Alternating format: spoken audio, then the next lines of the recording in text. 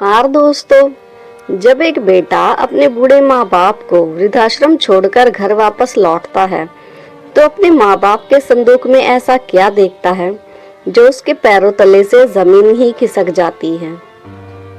जब बेटे बहू अपने बूढ़े माँ बाप को वृद्धाश्रम छोड़कर घर वापस आते हैं तो उन्होंने उनके संदूक में ऐसा क्या देखा जो उनके पैरों तले से जमीन खिसक गई। आज 72 वर्षीय हरिप्रसाद जी अपने कमरे में गुमसुम से बैठे हुए हैं और लगातार बिस्तर पर लेटी अपनी जीवन संगिनी राधा जी को निहारे जा रहे हैं। राधा जी दमे की बीमारी के कारण बेहाल सी बिस्तर पर पड़ी हैं।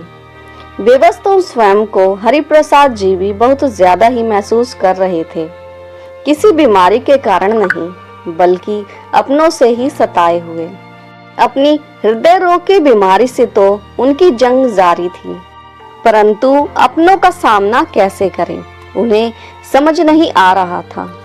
सोचने लगे कि इस उम्र में जब उन्हें अपने बच्चों की देखभाल की जरूरत है, वहां उन्हें अपनी बीमारी की भी देखभाल स्वयं ही करनी पड़ रही है। ऐसा नहीं है कि उम्र के इस पड़ाव पर उनका कोई अपना नहीं है। उनका एक ही बेटा है राहुल, जो शादी के 12 साल के बाद उनकी गोद में आया था और जब तक राहुल बड़ा हुआ तब तक वे दोनों काफी बूढ़े हो चुके थे। राधा जी और हरिप्रसाद जी अपने बेटे को सीधा पलकों पर बिठाकर रखते थे। उसके मुंह खोलने की ही देर होती कि वो उसकी फरमाइश पूरी कर देते थे। राहुल पढ़ाई में शुरू से ही होशियार था। राधा जी ने अपने बेटे की पढ़ाई में दिन रात एक कर दिया था। राहुल के सपने बहुत बड़े बड़े थे। हरिप्रसाद जी ने अपने बेटे के बड़े होने पर भी उसके शिक्षा में किसी प्रकार की कोई कमी नहीं छोड़ी थी। राहुल अपने उच्च शिक्षा के लिए विदेश में जाना चाहता था। उसकी इस फरमाइश को भी पूरा करने के लिए उन्होंने अपने गांव की जमीन तथा घर मकान सभी कुछ बेच दिया था और स्वयं किराए के मकान में रहने लगे थे। कुल मिलाकर अपने बेटे की फरमाइश में ही उन्होंने सब कुछ निछावर कर दिया था। हरिप्रसाद जी सोच रहे थे कि उनका मित्र उन्हें सलाह दिया करता था कि हरिप्रसाद कुछ अपने लिए भी बचाकर रख लो, सब कुछ बेटे पर मत लुटाओ, बुढ़ापे में क्या करोगे, कहाँ रहोगे। लेकिन उन्होंने कभी अपने मित्र की कभी भी नहीं सुनी। हमेशा कहते, मेरा बेटा मेरी असली पूंजी है, मेरा अभिमान है जो मुझे कभी झुकने नहीं देगा। कहते हुए उनका सीना चौड़ा हो जाता था।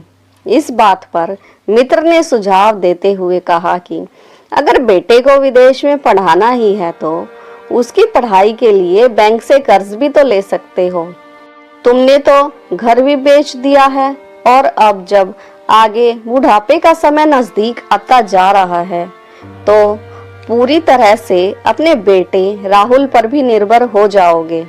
लेकिन हरिप्रसाद जी ने कहा, हम अपने बेटे की पढ़ाई के लिए बैंक से कोई कर्ज नहीं लेंगे। बच्चों को पढ़ाना तो हर माता पिता का फर्ज होता है। अगर बच्चे खुद चुकाएंगे तो उन्हें लगेगा कि उनके माता पिता ने उनकी पढ़ाई के लिए कुछ भी नहीं किया। हरिप्रसाद जी को उस वक्त पूरा भरोसा था कि उनका बेटा हर हाल में उनकी देखभाल करेगा। उनका बेटा बाकी बच्चों की तरह बिल्कुल भी नहीं है। वो हमेशा कहते, मुझे मेरे बेटे पर पूरा भरोसा है। राहुल विदेश से पढ़ाई पूरी करने के बाद वापस अपने देश में लौट आया।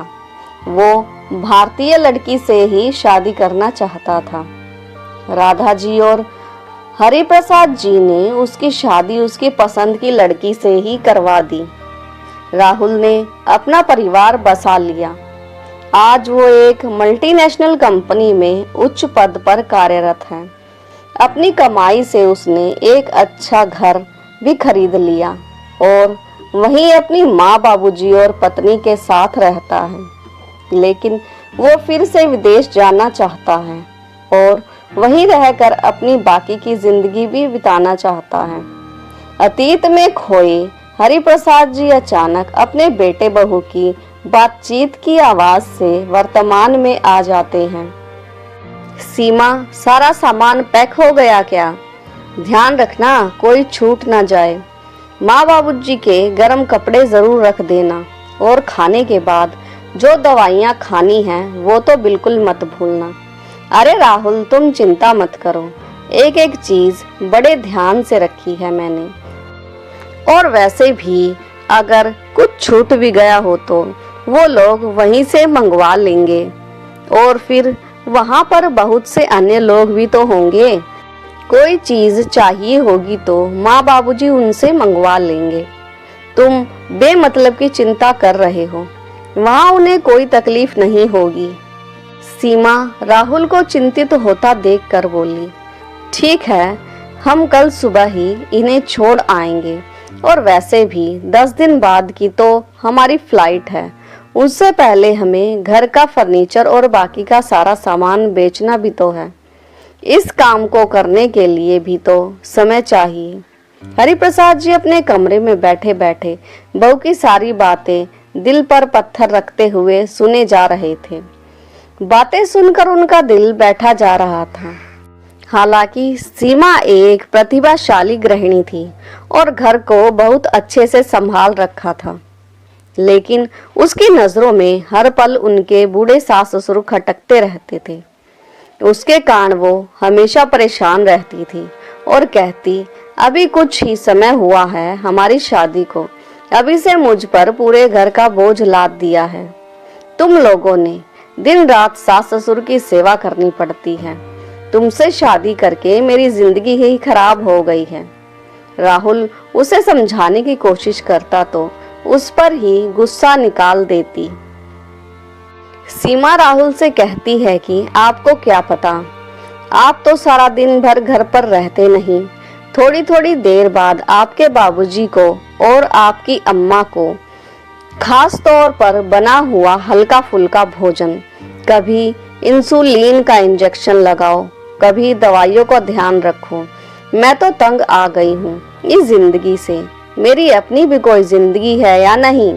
मुझे तो ऐसा लगता है मैं तुम्हारी पत्नी बनकर नहीं, तुम्हारी माँ बाबूजी की आया बनकर आई हूँ। रोज रोज की बहस से राहुल भी परेशान हो चुका था।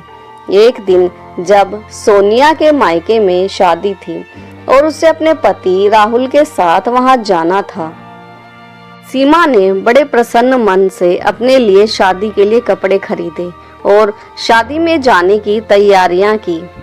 लेकिन शादी वाले दिन जैसे ही तैयार होने के लिए ब्यूटी पार्लर जाने लगी तो राहुल ने उसे ये कहकर रोक दिया कि पहले बाबूजी और अम्मा के लिए खाना बना दो और उनकी दवाइयाँ निकाल कर रख दो, फिर चली जाना। लेकिन इतना सारा काम करने के बाद यदि मैं ब्यूटी पार्लर जाऊं तो तैयार होकर शादी में किस समय पहुंचूंगी? तब तक तो शादी में जाने के लिए बहुत देर हो जाएगी। इन सब कामों में 1 घंटा निकल जाएगा। तुम ऐसा करो, अम्मा बाबूजी के लिए खाना बाहर से मंगवा दो, तब तक मैं तैयार होकर आती हूँ, सीमा ने कहा। राहुल बोला, सोनिया, मेरे माँ बाबूजी इस उम्र में बाहर का खाना नहीं खा सकते। तुम्हें पता है फिर उनकी तबीयत खराब हो जाएगी। हम लोग शादी में थोड़ा देर से चले जाएंगे, कोई आफत नहीं आ जाएगी, राहुल ने कहा। तो सीमा तुनक पड़ी, मेरे मायके में शादी है इसलिए तुम्हें कोई उत्साह नहीं है। मेरी तो जिंदगी ही खराब हो गई तुमसे शादी करके। अब किसी शादी में नहीं जाना है मुझे तो लगता है कि यहाँ पर मैं तुम्हारी पत्नी बनकर नहीं, तुम्हारी अम्मा बाबूजी की नर्स या नौकरानी बनकर आई हूँ। क्या केवल अपने माँ बाबूजी की सेवा करने के लिए ही मुझसे शादी की थी तुमने? अपनी बहू की ये बातें सुनकर हरिप्रसाद जी और उनकी पत्नी को बहुत दुख होता है और वो सोचने लगते हैं कि बुढ़ापे में एक इंसान कितना लाचार हो जाता है कि अपने बच्चों से कुछ नहीं कह पाता। उस दिन सीमा सचमुच शादी में नहीं गई, रूठकर अपने बिस्तर पर लेट गई। पूरे घर में सन्नाटा सा पसरा हुआ था। सीमा ने खाना भी नहीं बनाया। राहुल उसे मनाने लगा, लेकिन वो मानने को तैयार ही नहीं थी।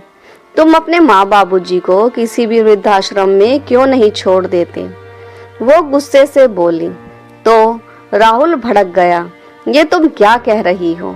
मैं ही तो उनका एकमात्र सहारा हूँ। ये लोग अब बूढ़े हो चुके हैं, बीमार और लाचार भी हैं, और तुम मुझे उन्हें वृद्धाश्रम में छोड़ने के लिए कह रही हो। मैं उनका इकलौता बेटा हूँ। भला कोई बेटा कभी ऐसा भी कर सकता है? ये समाज, पड़ोसी और रिश्तेदार क्या कहेंगे? सब लोगों की, रिश्तेदारों की, इस समाज के लोगों और पड़ोसियों की सोच की बहुत चिंता है तुम्हें। लेकिन जिससे शादी करके लाए हो, कभी उसके बारे में भी सोचा है तुमने? शादी के बाद हम कहीं घूमने तक नहीं गए, किसी रिश्तेदार के यहाँ भी नहीं गए। मुझे बताओ, कभी मुझे फिल्म दिखाने भी ले गए हो तुम?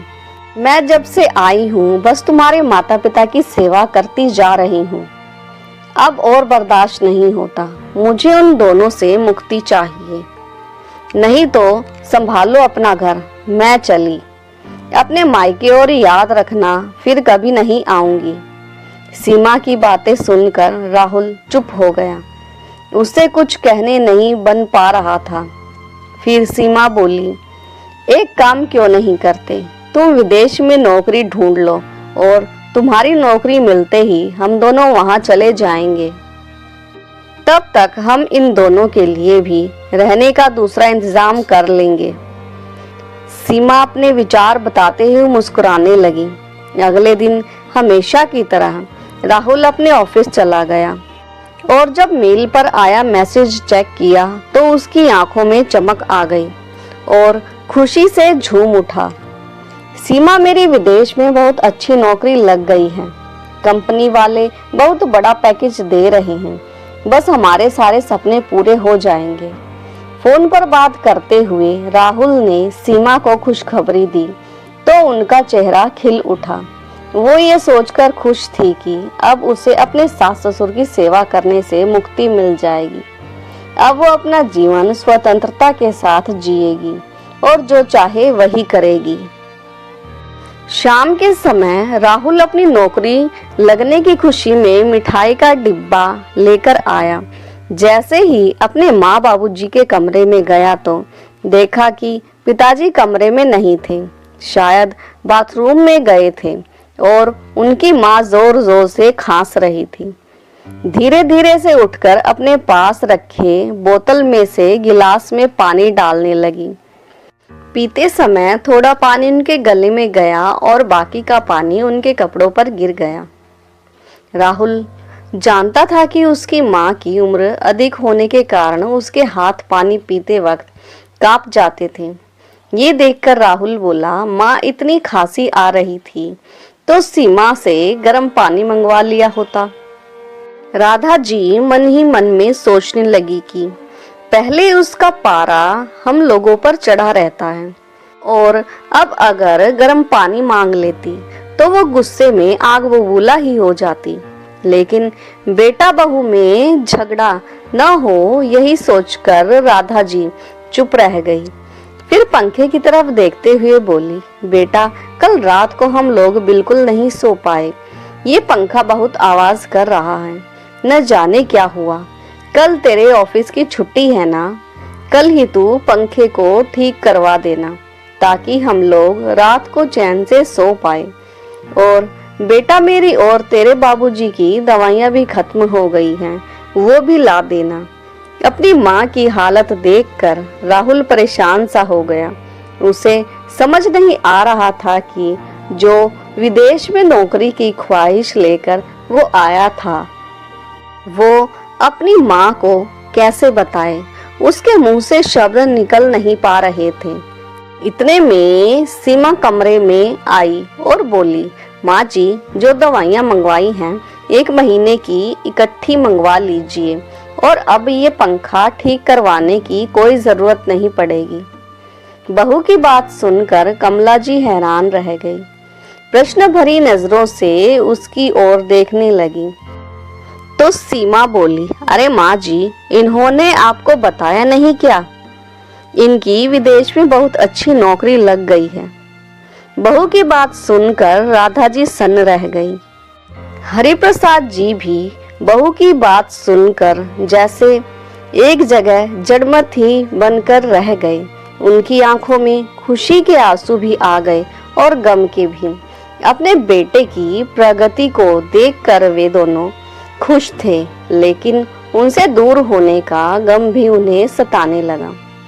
फिर अपने बेटे को ढेरों आशीर्वाद देने लगे, लेकिन फिर दूसरे ही पल हरिप्रसाद जी बोले, लेकिन बेटा, विदेश तो तुम दोनों जा रहे हो ना, हम तो इसी घर में रहने वाले हैं। तो बहू ने ऐसा क्यों कहा कि अब पंखे को ठीक कराने की कोई जरूरत नहीं है। उनकी बात सुनकर राधा जी बोली, अरे आप भी कमाल करते हैं, जो बेटा बहू दोनों विदेश जा रहे हैं तो हम लोगों को क्या यहीं छोड़कर जाएंगे? हमारा बेटा हमारा एक लौता सहारा है, हमें भी तो साथ ही लेकर जाएगा ना। ये बात भी आपको खोलकर समझानी पड़ेगी।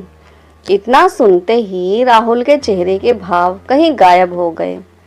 उसके माथे से पसीना टपकने लगा और सामने खड़ी सीमा उसे आंखों में इशारे करने लगी कि उन्हें आश्रम भेजने के बारे में बताइए, लेकिन राहुल को अपनी बात कहने के लिए शब्द नहीं मिल पा रहे थे। उधर हरिप्रसाद जी अपने बेटे बहू की चुप्पी देखकर तुरंत समझ गए कि उन दोनों के दिमाग में कुछ और चल रहा है। वो बाबूजी, मैं ये कह रहा था कि अगर आप दोनों। अभी राहुल झिझकते हुए अपनी बात कर ही रहा था कि उसकी बात काटते हुए सीमा बोली, अरे तो इसमें घबराने वाली क्या बात है? साफ साफ बता दीजिए कि इन दोनों को अब वृद्धाश्रम में रहना होगा। ये बात सुनकर राधा जी और हरिप्रसाद जी को एक झटका सा लगा। राधा जी को ऐसा महसूस हुआ कि वो केवल एक बेजान शरीर है, उसके अंदर से आत्मा किसी ने निकाल ली हो। उनका मन तो कर रहा था कि वो चीख चीख कर रो पड़े, लेकिन वो ऐसा करके अपने बेटे और बहू के रंग में भंग नहीं डालना चाहते थे। अपनी पत्नी की व्यवस्था को समझते हुए हरिप्रसाद जी ने उनके कंधे पर हाथ रखकर उन्हें धीरज बंधाया। फिर अपने आंसू पोंछते हुए रुंधे स्वर में से अपने बेटे को बोले, अगर विदेश तुम दोनों ही जा रहे हो तो हमें वृद्धाश्रम भेजने की क्या जरूरत है? हम इसी घर में जैसे तैसे रह लेंगे। मैं अभी इतना सक्षम हूँ कि तुम्हारी माँ का ध्यान रख सकता हूँ, लेकिन पिताजी, वहां जाने के लिए हमें ये मकान बेचना होगा। विदेश में छोटे से मकान का किराया भी बहुत ज्यादा होता है। इस मकान को बेचकर जो पैसा मिलेगा, उस पैसे से हम विदेश में जाकर अपना मकान खरीद लेंगे। लेकिन आप लोग चिंता मत कीजिए, आप लोगों की जिम्मेदारी हमारी है। हमने आप लोगों का बहुत अच्छे से इंतजाम किया है, वहां आपको किसी भी चीज की कोई कमी नहीं होगी। इतना कहकर बेटा बहू उनके कमरे से चले गए। अपने बेटे बहू की बातें राधा जी और हरिप्रसाद जी को अंदर तक झकझोर रही थी। हरिप्रसाद जी कहने लगे, अपने माता पिता को वृद्धाश्रम में छोड़कर कितनी अच्छी तरह से जिम्मेदारी निभा रहा है हमारा बेटा। हमारे जीते जी हमसे हमारा ठिकाना ही छीन लिया। विश्वास नहीं हो रहा कि जिस बेटे के लिए हमने सारी जमा पूंजी खर्च कर दी, आज वही बेटा हमें बेघर कर रहा है। इस पर राधा जी रोते हुए बोली, ऐसे बेटे से तो हमारी गोद सूनी ही रहती तो ज्यादा अच्छा था। एक बार, कम से कम एक बार तो कह दिया होता कि माँ, बाबूजी, आप भी चलो हमारे साथ, बुढ़ापे में आप हमारे साथ ही रहेंगे। लेकिन उसे तो अपना भविष्य बनाना है, फिर चाहे उसके लिए उसे अपने माता पिता की कुर्बानी ही क्यों ना देनी पड़े। अपने बेटे बहू की बातें सुनकर हरिप्रसाद जी और राधा जी को एहसास हो चुका था कि इस उम्र में भी बूढ़ी आंखों को बहुत कुछ देखना अभी बाकी था। राहुल और सीमा को विदेश जाने में केवल 10 दिन की ही बाकी थे और सीमा ने जाने के लिए पैकिंग शुरू कर दी। घर का सामान निकालते हुए सीमा बोली, माँ जी, आपने घर में इतना कबाड़ इकट्ठा करके रखा हुआ है, इतना सामान बेचने में तो बहुत समय लगेगा। ये सुनकर राधा जी बोली, बहू, ये कबाड़ नहीं है, ये मेरी इतने सालों की गृहस्थी का सामान है। एक एक चीज को मैंने बड़े चाव से खरीदा था और संजो कर रखा था, जिसके साथ मेरी यादें जुड़ी हुई हैं। लेकिन आज ये सामान तुम्हारे लिए कबाड़ हो गया है। माँ जी, आप कुछ भी कहिए, लेकिन ये सामान तो मुझे बेचना ही होगा। ऐसा कहकर सीमा पुरानी रखी सभी चीजों को एक कोने में पटकने लगी। उधर दीपक ने भी मकान बेचने पर लगा दिया और 2 ही दिनों में उसे एक अच्छा खरीदार मिल भी गया। तो उसने अपनी माँ बाबूजी को वृद्धाश्रम भेजने की पूरी तैयारी कर ली और सीमा ने उनका सारा सामान पैक कर दिया। जाते समय राधा जी दिल में दर्द और पीड़ा लिए घर को निहारे जा रही थी। उधर हरिप्रसाद जी सोचने लगे, ऐसी उम्मीद तो हमने अपने बेटे से कभी नहीं की थी, जिसने अपने माँ बाप के बारे में एक पल के लिए भी नहीं सोचा और बेसहारा होने की कगार पर खड़ा कर दिया। क्या बुढ़ापा आने पर इंसान बेकार हो जाता है? जब वो काम करने के काबिल ना रहे तो उन्हें कहीं भी जैसे भी पटक दो, चाहे वो घर का एक खाली कोना ही क्यों ना हो या वृद्धाश्रम, सड़क हो या मंदिर, क्यों क्या वो इंसान नहीं? गाड़ी में बैठे हुए वृद्धाश्रम की ओर जाती हुई राधा जी अपने पति की झुर्रियों भरे चेहरे की ओर देखती जा रही थी। उनके मन में चलती उथल पुथल और उनके दर्द की आवाज केवल राधा जी सुन पा रही थी। इतने में उनके विचार श्रृंखला को भंग करते हुए राहुल ने आवाज दी, माँ बाबूजी, हम वृद्धाश्रम आ चुके हैं। अपनी बेबसी को दिल के किसी कोने में छिपाकर दंपति बिना अपने बेटे बहू की ओर देखे वृद्धाश्रम में चले गए।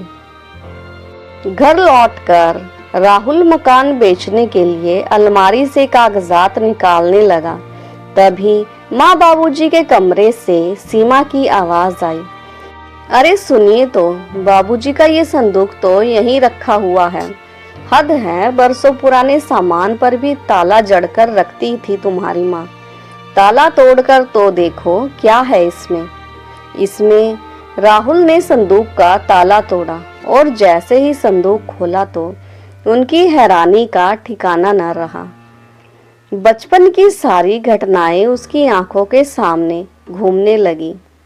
संदूक में रखे एक बक्से में उसके छोटे छोटे खिलौने पड़े थे, जिन्हें खरीदने के लिए न जाने कितनी बार उसके पिताजी ने ओवर टाइम किया था। उसे देखकर राहुल की आंखों में आंसू भर आए। फिर भी हिम्मत करके कांपते हाथों से उसने जो उस बक्से को संदूक से बाहर निकाला तो दूसरी ओर राहुल द्वारा बचपन में बनाई गई एक तस्वीर थी, जिसमें उसने स्वयं को अपने माँ बाबूजी का हाथ थामे हुए दिखाया था। याद करने लगा कि इस तस्वीर को बनाते हुए उसने स्वयं को अपने माँ बाबूजी का हाथ थामते हुए दिखाया था। याद करने लगा कि इस तस्वीर को बनाते हुए उसने अपने माँ बाबूजी से वादा किया था कि वह इसी तरह उम्र भर उनका हाथ थाम कर रखेगा। आज वो स्वयं को शर्म के कारण जमीन में गड़ा जा रहा था। सबसे नीचे देखा तो कुछ कागजात पड़े थे। उन कागजातों को खोलकर देखा तो देखता ही रह गया। उसे अपने पैरों के नीचे जमीन खिसकती हुई प्रतीत हो रही थी।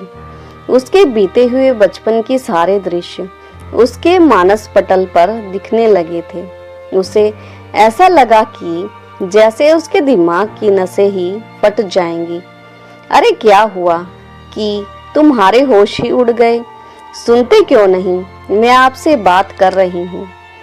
सीमा अपने पति के चेहरे की विचित्र भावों को देखकर हैरान थी। आखिर ऐसा क्या हो गया था कि राहुल को कुछ सुनाई देना ही बंद हो गया था। सीमा ने राहुल के हाथ से वो कागज लिया। उत्सुकतावश वो उन कागजों को पढ़ने लगी, लेकिन उसके हाथ पैर ही भी सुन्न हो गए। उस पर लिखा था कि आज से 25 साल पहले हरिप्रसाद जी और राधा जी ने राहुल को एक अनाथ आश्रम से गोद लिया था। उनकी हैरानी का ठिकाना न रहा। तभी राहुल चिल्लाया, मुझसे बहुत बड़ा गुनाह हो गया है। लानत है मुझ पर। मेरे जिन माँ बाप ने मेरी सारी ख्वाहिशों और इच्छाओं को पूरा करने के लिए अपने जीवन की खुशियों को एक तरफ रख दिया, जीवन के इस पड़ाव पर मैं उन्हें आश्रम में छोड़ आया। मैं तो खुद से नजरें मिलाने के काबिल भी नहीं रहा। ऐसा कहते हुए राहुल ने अपनी फ्लाइट की टिकट निकाली और उन्हें टुकड़े टुकड़े कर फेंक दिया। फिर उसने प्रॉपर्टी डीलर को फोन लगाकर मकान बेचने की डील को कैंसिल कर दिया। राहुल प्रॉपर्टी डीलर से कहने लगा कि अब यह मकान बिकाऊ नहीं है, इस पर जो भी हर्जाना लगेगा वह देने के लिए तैयार है। सीमा खड़ी हुई बड़ी हैरानी से राहुल की बातें सुने जा रही थी। तभी राहुल उसके पास आया और बोला, अगर तुम्हें मेरी माँ बाबूजी का साथ पसंद नहीं है तो तुम जहाँ चाहो वहाँ जा सकती हो, जहाँ तुम्हारा दिल करे तुम जा सकती हो, क्योंकि मैं अपने माँ बाबूजी को वापस लाने के लिए जा रहा हूँ। ऐसा कहते हुए राहुल अपनी गाड़ी स्टार्ट करके वृद्धाश्रम की ओर निकल गया। सीमा आंखों में आंसू लिए उसे देखती रह गई। तो दोस्तों, आपको यह भावुक और प्रेरणादायक कहानी कैसी लगी और कहानी का कौन सा हिस्सा आपके दिल को छू गया? कमेंट करके ज़रूर बताएं। और हाँ, चैनल पर नए हो तो चैनल को लाइक, सब्सक्राइब और शेयर करना ना भूलें। तो मिलते हैं एक नई कहानी के साथ। तब तक के लिए धन्यवाद।